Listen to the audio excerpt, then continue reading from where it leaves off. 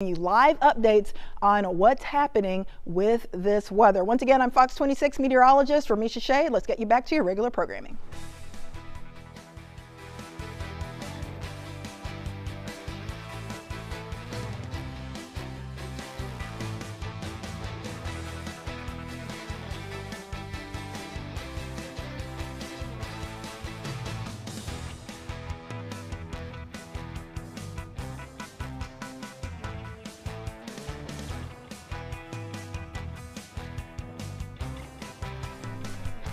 I want to say hello to everyone online. I'm Fox 26 meteorologist Ramisha Shade. I did want to hop on and give you an update on what's happening across the area. You know, our weather over the last several days has been pretty topsy-turvy. We've had multiple rounds of torrential rainfall. We've had some storms dumping 2 to 3 inches of rain in just 1 hour.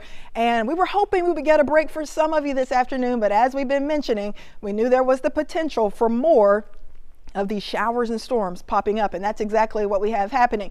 As you can see, the majority of the action at this point is right along and just south of Interstate 10. We've actually got a little boundary here, a little wind shift helping to kick off more showers and storms. So I think this is going to be the highest risk as we go through the rest of the afternoon through about sunset. Once we lose our daytime heating, I think things will start to calm down a bit. So through about 8 to 9 o'clock, this is what we have the threat for. More heavy rain that could lead to flooding, and some strong to severe thunderstorms can't be ruled out as well. So north of Interstate 10, you are quiet right now. If you are up towards the Woodlands, Conroe, Huntsville, over towards Brenham, Liberty, but there's a small chance that a few of these showers and storms may head your way.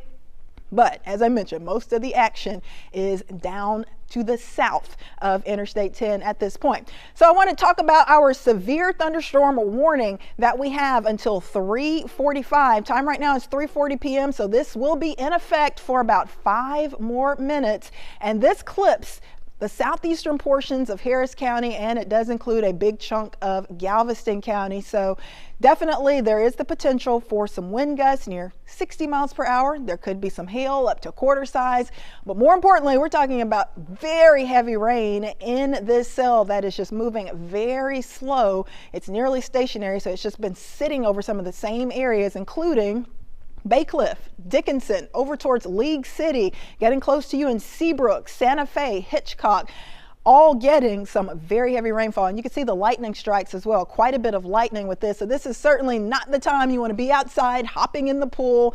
You really don't want to be walking outside anywhere with the threat for lightning and with the threat for heavy rain that could lead to flooding. So just make sure that you try to stay indoors, wait it out. It may be a while because this storm is barely moving, but try to wait until this storm passes. So it looks like we will get rid of that severe thunderstorm warning if it is not extended in about 4 minutes or so, but we have a flash flood warning as well. So I do want to talk about that. Of course, that has been the main issue that we've been dealing with for the last several days. These storms that are dumping heavy rain, leading to that high threat for flooding. And we still have that category 1 out of 4 risk for excessive rainfall today that could lead to some potential flash flooding. And we are seeing that happening. We were telling you that it would likely be more on the isolated side, but we do still have that threat. And that's exactly what we have happening. So as I mentioned, right over League City, Bay Cliff, Dickinson, down around Santa Fe and Hitchcock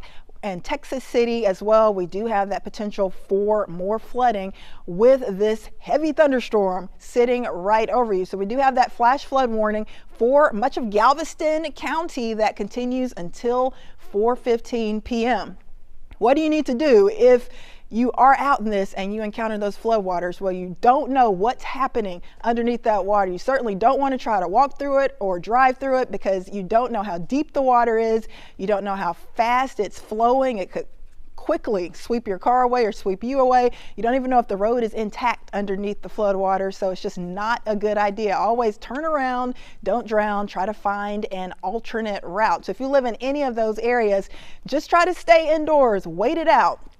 Because like I said, not only are we talking about the heavy rain and flood threat, we could have some stronger wind gusts in that and some hail as well. I've got meteorologist John Dawson in here with me, and he's keeping a check on what's happening, checking our National Weather Service chat for any damage reports or any reports of very heavy rain. And it looks like we've got localized street flooding in Dickinson, and this is going to be south of FM 646, I believe, in pea-sized hail from a trained spotter. So once again, we've got reports of small hail and localized street flooding in the Dickinson area, and that's the city I was just pointing out to you with that flash flood warning and that very heavy rain right on top of that area. Speaking of very heavy rain, I've got the radar estimating the rainfall over the last 3 hours, but a lot of this has just fallen in the last hour or so, and we're talking about the radar estimating anywhere from 3 to 3.5 inches of rainfall that has fallen over the last 1 to 2 hours, and it looks like the worst of this is right around Dickinson. So I'm not surprised that we have that report of localized street flooding in the Dickinson area. Now we're going to go to a TransStar camera. This is 45 and Holland Road, and you can see some very heavy rainfall there. You can see those cars and navigating through that. They're going pretty quickly, which is not a good idea. Anytime you're talking about flooded streets, heavy rain, you want to try to go extremely slow if you have to drive through the heavy rain. But if you see a street that's completely flooded, you always want to try to turn around, exit off, find an alternate route, a different direction. But it seems like the cars are getting through okay right now, but you can see there's quite a bit of rain accumulating on those roads as we speak. So as long as the storm continues to just sit there and churn and just break out all of this heavy rain, and we're going to continue with that high threat for flooding. We just see these rain totals just piling up, as I mentioned, right around Dickinson and getting closer and closer to League City at this point. So we continue with that very big threat for localized flooding. It's not going to be for everyone today, but where we do get these cells popping up, we're talking about a high chance for flooding.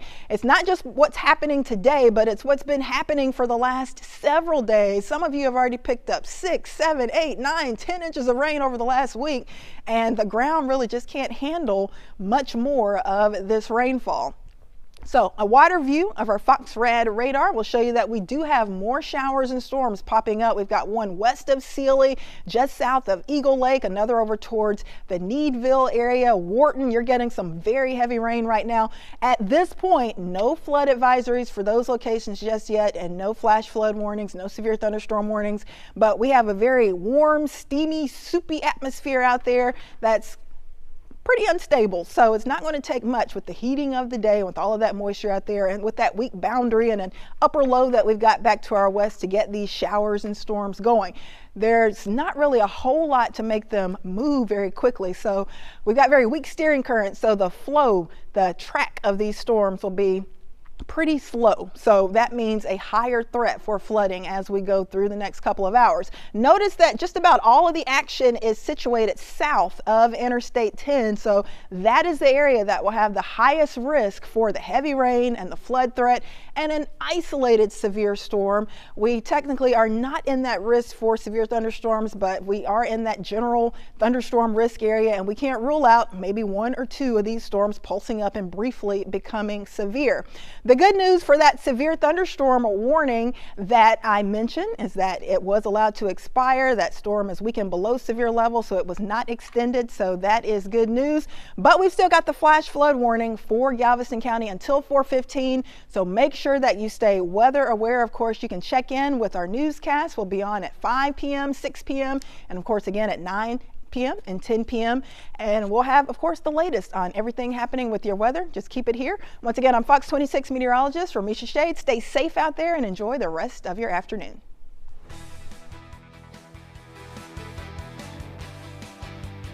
Inflation, but more importantly, I want to stop that supply chain problem too. Yes, ma'am. Would you or are you considering something that the Democrats want adding to the table, like an extension to child tax credits? Look, if the Democrats want to pass a bill and we can go to conference, I'm more than welcome to see what the Democrats can pass. The Democrats control the Senate. They've had as much time as we have. They talked about it for a long time, but they've passed nothing. So I don't see why adding something new would help. Yes. Look, I've talked about a lot of things in it, and I'm not going to negotiate with all of you, but when we look at what we're trying to achieve here, I think it's very important that we help people get out of poverty. Does your